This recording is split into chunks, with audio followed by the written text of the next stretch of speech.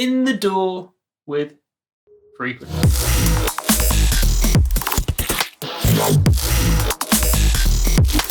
Something that I absolutely love about the song is that how freaking weirdly percussive it is, right? So like in before the drop and even in the drop too, there's just, you have all these, I don't know what I call them, just like bleeps and bloops, like these sound effects, like I don't know, but like it creates such a beautiful percussive rhythmic feel. How the heck did you do that? The original idea of this track was like the first thing on the album that I started, and it was way before any of the concepts were developed. I decided I was going to try to make a song by like cutting up parts of old tracks of mine. And so what I did is I like ran a bunch of songs through Granulator to get all these pads in the beginning. And then I also did some more like glitchy cuts with all those tracks, and then also just used the tracks themselves. And I ended up just basically layering a bunch of these tiny little edits on top of each other. So I have this whole parts group, which is separate from all the drums. I also need to figure out where I am in this track. All right, so yeah, I think the drop is probably the best place to show this. But yeah, we have like all the percussive hits, which you're talking about, but really what makes all these really like staccato parts stand out is the way that all these percussive bits are layered against all these other glitchy parts. But let me just run you through what's going on.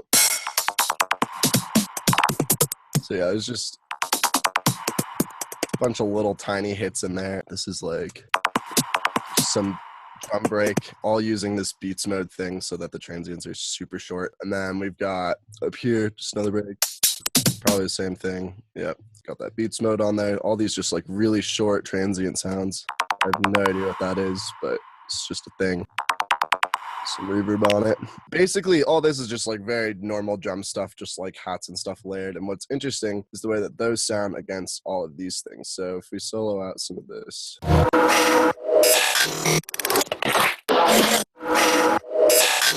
So yeah, like this main sound here that kind of holds on that first riff, that da-da-na-na-na-na.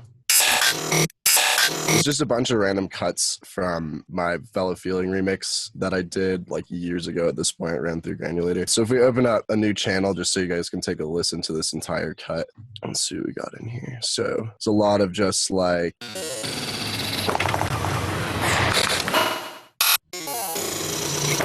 bunch of random sounds.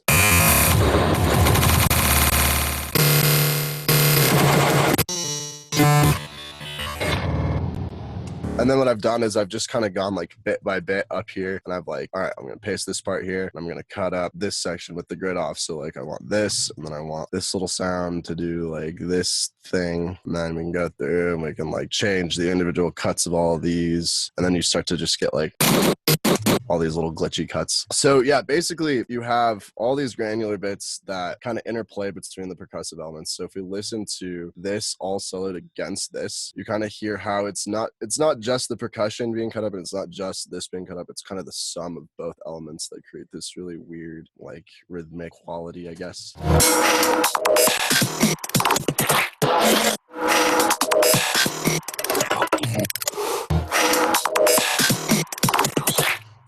That was just a lot of like trial and error, I guess, sitting through all of these cuts and trying to get them good. And then this is something I do called soft stemming. So for this part, you can see effectively if you listen to the drop. So this whole A section is basically just like looping this part over to here and then some variations. So if we listen.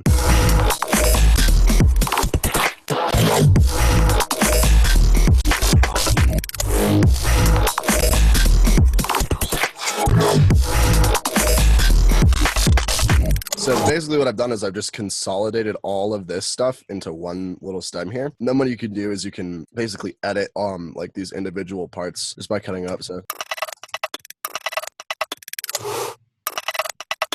I just found a bunch of little parts from over here that I liked and like pitched them up in beats mode. Yeah, so it's basically a lot of just like beats mode, pitching and editing. All these nice little glitchy effects out of it. So question with this, so like just in that A section right there, how long did it take to kind of trial and error and figure out what you wanted with that? I'd say the problem with it is like, it's not like I just made this part in one go and then called it done. We're looking at version 5 of this project. There's 8 versions before I stemmed it, and then there's like a million stem versions. So it took like 3 or 4 versions to even get all of these sounds alone to even sound the way that they do. And that was probably like countless hours of work. But it's not like I was just working on this, you know, it's like I'd work on this and then I'd start building out these parts. This version of the project, oh wow. Yeah, that really shows you how much time I spent on this, because we're 5 versions deep and I don't have anything past this first drop. It's like half a song. So yeah, a lot of hours. This song is like, basically this whole album was just a display of how bad my songwriting and planning was. I learned a ton from it, but I spent way too much time on all of these, like easily over 100 hours on this track alone. On most of the tracks, actually, it just was killing me, which is why it took 2 years to write 9 songs. For this little like glitchy noise and stuff, do you do the sequencing before the sound design, or do bits of sound design while you're sequencing them? Or? Yeah, so a lot of times all of my sound design, not all of it, but a lot of my sound design is outsourced. So again, for this project, I had all these granular renders, and I did like kind of 2 different sections. I did like glitchy granular stuff and then like ambient granular stuff, and I just ran a bunch of my old tracks through those. And that's where all of the original like sounds and stuff came from. But then into the basses, like some of these basses were designed in the project, and some of them were just like an old resample I cut up. So for instance, this bass is just like some operator thing, and then this up here is just like it's just white noise. Let's see, it's probably this one. Yeah, so this is just some bass I had already made prior to even like starting this track. It sounds like, let's make sure warp is off, unpitch it. So this is the original bass sound.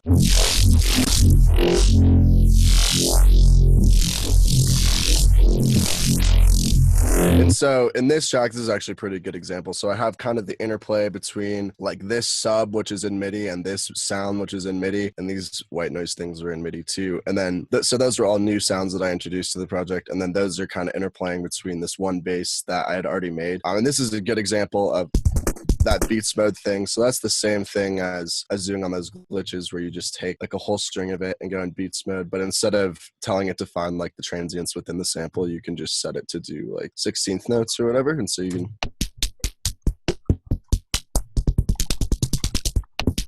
so I got one of those. And you can just hear me abusing techniques like that throughout this entire project. A lot of this project is just like Ableton warp modes. Can we take a look at that one operator bass that you had, just to see the patch on it? Yeah, totally.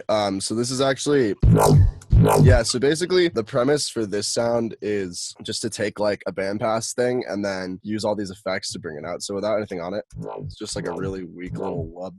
And it's like just probably some really okay FM. I don't even know. Yeah, just some random stuff drawn in here on top of a sine wave. So I took a sine wave, fed this random thing into it, threw a bandpass on it that I automated. And then it's really all these effects that are doing everything. When I work with operator, a lot of the reason I like it is just because it provides good initial tonality, but a lot of times you got to really bring it out with effects. So what I've done here, this is an interesting technique. So operator has really bad mono summing, but you can actually use it for interesting stuff. So if you take a bass,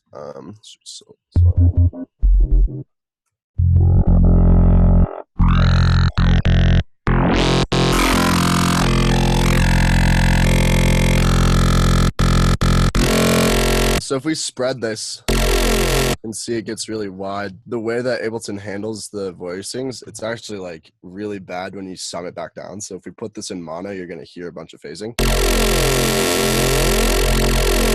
So you can actually use that phenomenon to your advantage if you're aware of it. So what I've done here is I've spread this just a little bit, but then I've run it through a mono amp, but I don't have the dry wet all the way up. So it's basically like partially putting the sound in mono, and then it's adding that like weird phasery flangey effect. I'm not sure if you can hear that compared to that.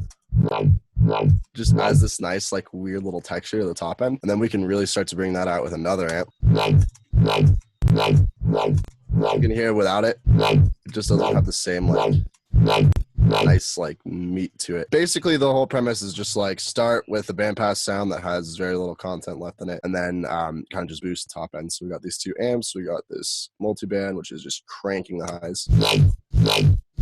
So is the multiband just more or less just happening as or is it just functioning as an OTT right now? No, it's just the top that I'm compressing really. Yeah, these other bands, like there's a little tiny bit of compression on the mid, just like -1 dB. So I'm like compressing the top a little bit and then just cranking this output 15 dB because we're missing all of that from the band pass. Basically all that information is just like cut out. So we're just reintroducing that information with the amps and then really just like pushing it so you can hear it full on. And then once you do that, you kind of like lose the dynamic of the sound because you're just like forcing this wall of distortion that you've added on top of the filter just to like exist over the whole thing. What I've done is I've added this notch filter, which kind of like brings back the movement into the sound. And this has that OSR distortion on it with the drive up. Yeah, and if you listen to this is what's really going to bring back that bite and kind of scoop all the arbitrary distortion that's sitting on top. So that... yeah, like is the real meat of it, and it's a lot to do with this distortion. So if we turn that off, still sounds pretty good. That distortion just like tops it off, and then just add a bit of reverb, bit of compression, got a bass, and then really what's cool is just the way it leads into this next like, right, so we unsolo that. Is this the normal way you tend to group tracks? Because it looks a lot more organized in terms of the groups than I normally do. Oh yeah, I'm like really weird about grouping just because all my projects get insane. So you can see like this project is out to 112 channels, and this is before it stemmed. So there's still 3 more versions after this before I stemmed it down. So it probably got to like 150 channels or something ridiculous. And the reason for the grouping is for just my own sanity mostly, but also you then get a lot of control over each of these individual types of sounds. So like all these I have, oh man, this is before I used Pro Q. That is painful to look at. We have different side chains for all these elements, compression. I really like to side chain my percussion to the kick and snare, and I know a lot of people don't do that. But yeah, I like to just basically copy this side chain across all these different elements and then just play with the ratio and threshold, but leaving the release time the same for the most part. And then basically you just push everything out of the way for the kick and snare so that even though you have all these like extremely intricate rhythms, you have a lot of control over like how much the main just like 1, 2 is. So if you listen to the kick and snare, it's just like extremely straightforward. There's not really, besides this little switch up, it's just like one sort of idea, just like straight groove 1, 2. So the idea of the grouping is we can then like, I mean, even these pads have sidechain, everything basically has sidechain to different amounts. And you just get a lot of control over like how that interacts with your kick and snare. And then obviously you can like level things and EQ things together. But yeah, I find it really important to have everything grouped. Some people don't care, but my stuff just gets kind of like out of hand. So is the sidechain only on the groups, or do you have sidechain on individual elements in the group as well? No, I never, unless it's for like a really weird specific reason. Like sometimes I'll have, here's a good example. So like sometimes I'll be like, all right, I'm going to add like a drum break under this, and I really want it to be there like on all the drum hits, but I don't want it to be on the snare, but it's fun on the kick. You could sidechain it like just to the snare in that instance. Usually I use a ghost sidechain too. That's not a thing in this track, but if you're trying to go to the ghost and one of the hits doesn't work for that one sound, but it works for all the other sounds, and you don't want to create a second ghost clip, usually I'll just be like, all right, I'm just going to sidechain right to the snare or whatever it is. Usually I try to avoid per channel sidechain because I'm really trying to get all of these elements to work as like one element. So I want all the percussion to be kind of like functioning as a unit. Same with the bass, same with all the effects, same with the melodic stuff. Just so I understand, going back really quick, I forgot to ask this about the sound design thing. When you were talking about how you got a lot of the tones, a lot of textures, a lot of the rhythmic stuff from doing pulling in old songs into Granulator, just like really as quick as possible. Can you kind of show us that process? Because that sounds freaking awesome. I also have a whole tutorial on this on my YouTube, so if you want to watch that in detail, anyone who's watching this, it exists. But for this purpose, let's go ahead and just throw a Granulator in here. I'm going to put something super secret in this Granulator. Let's put my track with Culprit in here. All right, so basically first move I make is I just map out all these specific settings that I know I'm going to use. Basically what it's doing is it's just looping a small chunk of your sound with a determined amount of voices. So right now we have 8 voices that are just going to cycle through this loop wherever we put it. File position is going to determine that. So we want this. I'm going to macro that out. File position's easy, just where you are in the sample. Grain size is the size of your loop. And eventually if you make this size small enough, it's going to affect the pitch. So if we listen,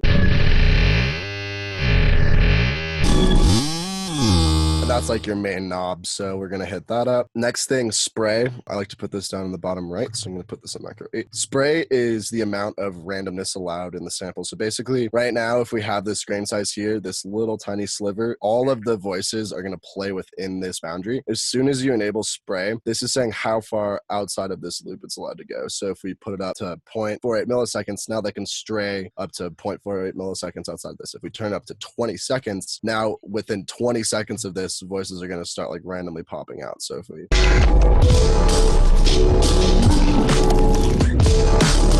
yeah, you can just see them like popping up kind of like wherever they want there. And this is an interesting effect if you want to get like weird textures out of things.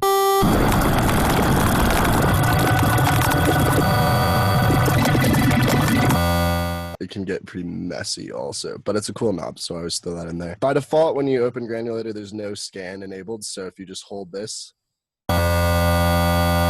just make that noise for infinity, which typically is not what I'm after. Usually I want the sound to kind of like evolve. So I use this scan knob for that. And basically this is just saying how fast through the sample it's going to go. So 100% is just going to play at its normal speed, 200% is half speed, etc. So we can start to just like automate this and already get really crazy stuff.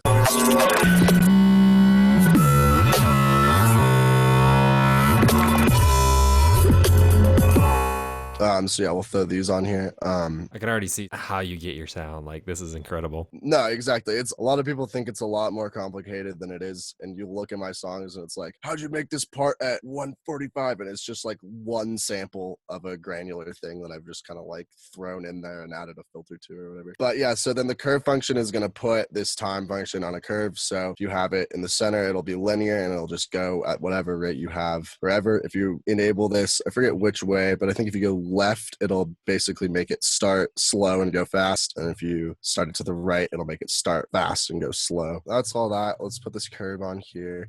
And then let's pop back over to this FM page. So we got FM over on macro 5, on macro 6. And the last one I like, okay, so first of all, the FM is it's not tuned. It's just like a free FM by Hertz. So if we turn this up. Yeah, and if you go really low, it gives you this like vibrato.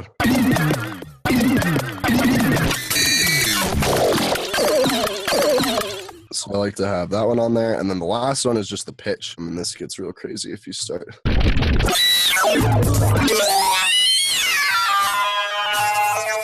You've heard each of those has its own just like ridiculous sound that it makes. And it's a lot of just like sitting here for 20 minutes and playing with these knobs at different octaves. So I'll do that for a second. I'm not going to do it for too long, but to give you an idea, we can start.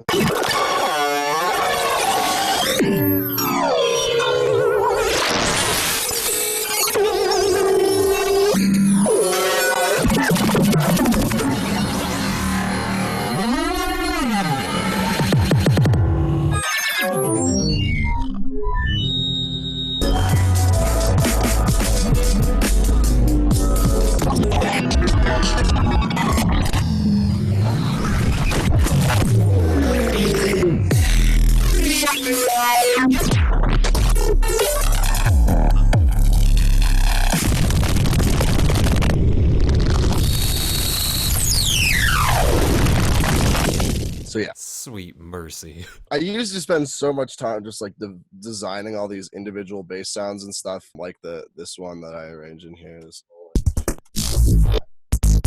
I still make a lot of those just because they're good for like normal stuff. But I've found that if you sit there with Granulator and like just put an interesting sound in it and play with it for a long time, you're going to get like infinitely more cool sounds than you ever would from sitting down and making a patch. And then the pain in the ass is going back through that and getting all the sounds out of it. That's Granulator. Dude, I just gotta say, like, I feel like within Ableton, there's two tools that is completely underrated, and that's Granulator and that's Vocoder. But Vocoder, really? I hate Ableton's Vocoder. I just can never get a good sound out of it. We'll hang out another time and I'll show you some cool stuff. But you proved my point right here. The freaking Granulator is a monster. like, Yeah, it's ridiculous, man. I'm surprised so many people. I mean, I overlooked it at first too because it seems impractical to a lot of people, I guess, because of none of that is a note. You know what I mean? Like, it's just a bunch of effects, basically. If you're willing to get weird with it and like put in the time to go find the good cuts, there's some insane sounds that you're never going to get with synthesis. Were there any points in the track that you got really stuck anywhere or didn't quite initially go to plan? Oh, yes. Yeah, I would say I'm surprised this track didn't even get thrown out, to be honest with you. It was never meant to be like an actual track for the album, and I just found myself getting like, I didn't really know what the vibe I was going for with it was. Let's listen to, I think. So yeah, this version's much more developed too. The older versions, you can tell that I'm just kind of like grasping for ideas, like trying to find something that hooks me. But I run into that with a lot of these types of tracks, man. Not as much anymore, but with a lot of the album stuff, there's a lot of points where it was like, is this even worth the amount of time I'm putting into it? How is this gonna fit into the overall context of the thing? But I think as soon as I stemmed it down, that's the other thing. I was working on this before I even did stemming. Yeah, I think I was definitely stuck on it, and I was stuck on a lot of these tracks. I think as the concept for the album kind of developed, and as I figured out how to stem things out and kind of like get control over my workflow a bit, I definitely was able to like get re-inspired on it and whip it out. But this was not a fun track to write at all. It was a lot of hours of trying to get the mix down right. I hate listening to this version of it. I mean, most people probably wouldn't even notice, but I just hear so many things that aren't fixed yet in this version since it's an older one. And I just spent so much time like trying to get every detail of it the way I wanted, which is not inspiring, and it definitely makes you hate it after a while. But yeah, so I got stuck, but I pushed through. Were there anything you did in this track that I suppose people would consider like technically incorrect or not the proper way, quote unquote, to do it, even though it kind of sounded cool anyway? I mean, like, just for it, like, the whole thing was pretty experimental from the get-go, honestly. So, like, this kick is just cut out of another track. This snare is just cut out of a whole wave of another track. You can see the whole song there.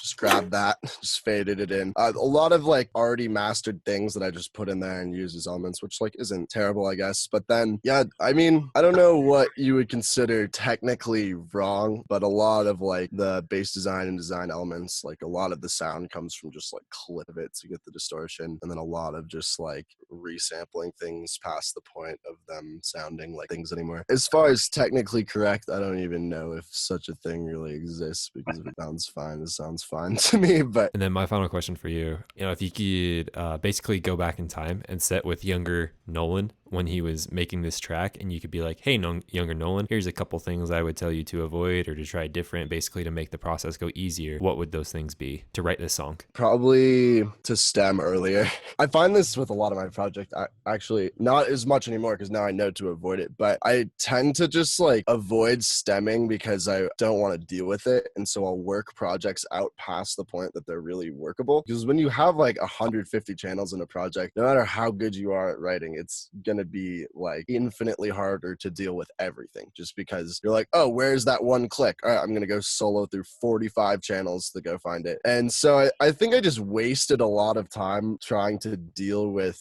the full mass of the project for no real solid reason. So probably just like not being afraid to commit to things, because especially listening to the final song now, it's like pretty much everything that's in here made it to the final cut and was just like EQ'd a bit and layered with a bunch of new stuff. So there was no reason for me to keep it separate. The same way in this parts folder, the same way I consolidated all of these parts down to this just for these edits, I should have done that with basically everything, because I spent so much time in with like all these, like I need to get this layer perfect.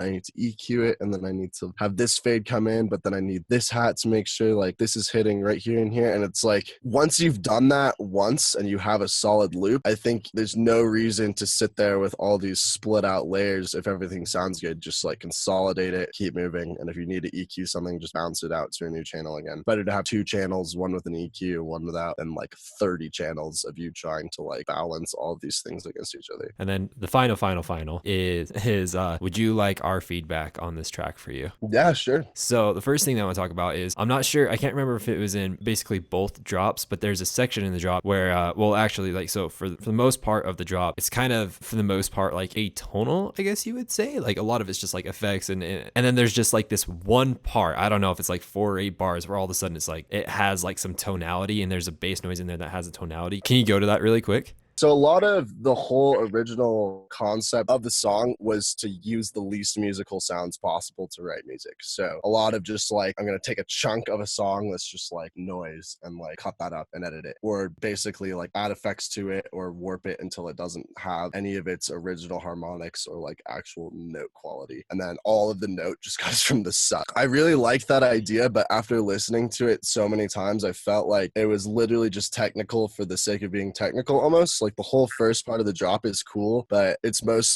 like literally just rhythm. There's not really any sort of actual melodic idea to it. And I thought it'd be really cool if I was able to like have this whole like really static, not really melodic part, and then drop it down into some like really crazy bass section. Let's see if this actually has that part.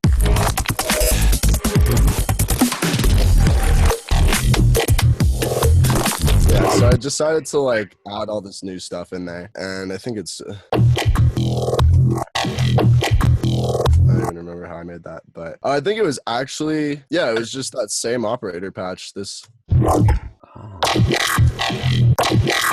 just with a bunch of different automations on it, and then I went and bounced that down to audio, so we can probably listen to what the original cut was here. So yeah, that's what that sounded like. Yeah, I kind of just wanted to give it like more life for this part, because for so much of this, there's no like, the only solid hit is this, and then everything else is just like chops, and there's nothing to hold on to except for the kick and snare and that one nice resolve. So I really wanted to like bring it back into that sort of like actually having a bit of a bass line, like actual groove, and then I wanted to take that completely away. So then after that, it just gets like way glitchier and makes way less sense than at any point in the drop. So it was kind of just this idea where it was like, I like the technical sound of this, but I wanted to give it like this moment of like excitement where you just hear, I don't know, like this cool riff that really stands out, and then just take it away immediately and never have it again in the song, just for like one little part, this little section. There's like these 2 little riffs.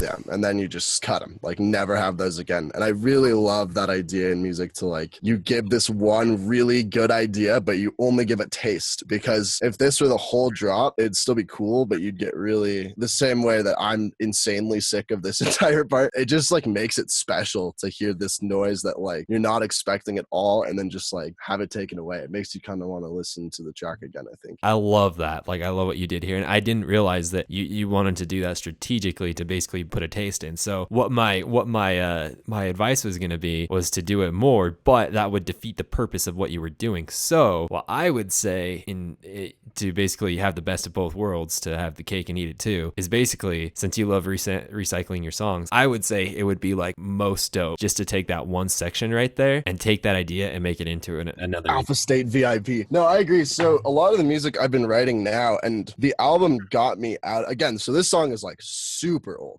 And a lot of this album was like me trying to find my way out of like this lack of riffs in my music. And so I like touched on it in this track for sure. But a lot of the stuff I'm writing now, like a lot of the unreleased stuff I'm doing, is focusing just on like one good riff and then repeating it and then doing the variations at the end of the phrases, instead of having like all variation and then insert one riff for a moment and then go back to all variation again, which I think is an interesting kind of like backwards way of working. But I agree with you. I think that there's definitely something more like bangery about having those. Yeah, there's something about it. So yeah, no, I agree there. Thank you, man. Yeah, so I can't really think of anything like bad to say about the track, really, apart from just the suggestion kind of related to granulator. So there's a plugin company called Glitch Machines, I think they call it. It does a similar thing. Yeah, I think they have like an instrument and then an effect. I can't remember the names, but maybe one's called Cataract. But it's like my go-to granulator type plugin for doing that sort of sort of glitchy, chaosy sort of stuff. Cataract. Yeah, Nice. You should send that to me because I feel like I've rinsed granulator at this point. Yeah, but it's kind of like granulator, but I think they call them like buffers almost. So instead of calling them grains, it kind of like chops it up into buffers. So you kind of load up different